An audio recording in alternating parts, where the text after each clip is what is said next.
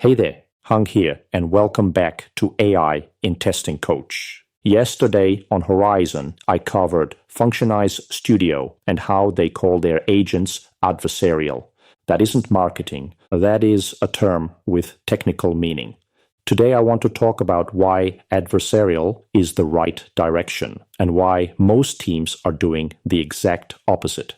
Every team I talk to is saying the same thing. PRs are getting bigger because coding agents write more code per session, and the review queue isn't keeping up. Human review is becoming the bottleneck, making the automated test suite the only reliable release gate. But AI coding agents frequently hallucinate UI structures or change front-end code mid-refactor. This breaks traditional scripted test suites.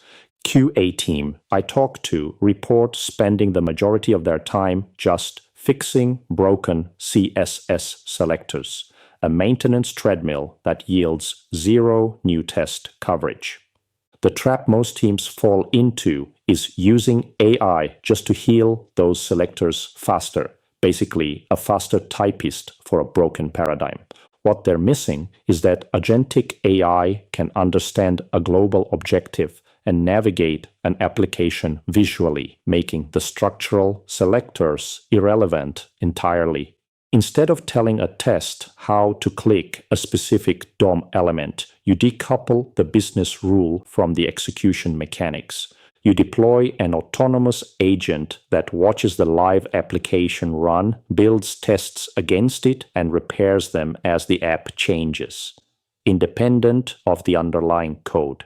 The QA engineer's role shifts from fixing broken scripts in an IDE to reviewing agent trajectories and expanding business intents. Functionize Studio is doing exactly this, watching the live application run, building its own tests, and repairing them automatically, independent of the code. Amazon NovaAct goes the same direction. No DOM interrogation, just visual screenshot analysis the way a human tester would do it. And look at the security angle. Checkpoint just documented a case where an attacker used Claude Code to generate over 5,000 commands from just over 1,000 prompts to breach 9 government agencies.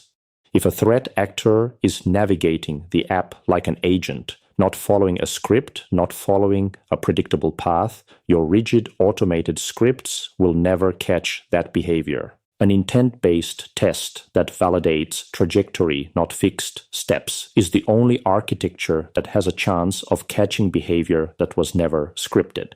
What I want you to do this week starts with opening your automation suite and counting XPath strings. That number is your technical debt. Pick one critical journey and rewrite it as a plain language intent, no selectors at all. And while you're doing that audit, if you're evaluating any agentic testing tool, ask one question directly. Does it run adversarially against the live app, or does it just replay a recorded script? Those two things together will tell you more about where your automation stands than any benchmark. Thanks for listening, and I will see you in the next episode.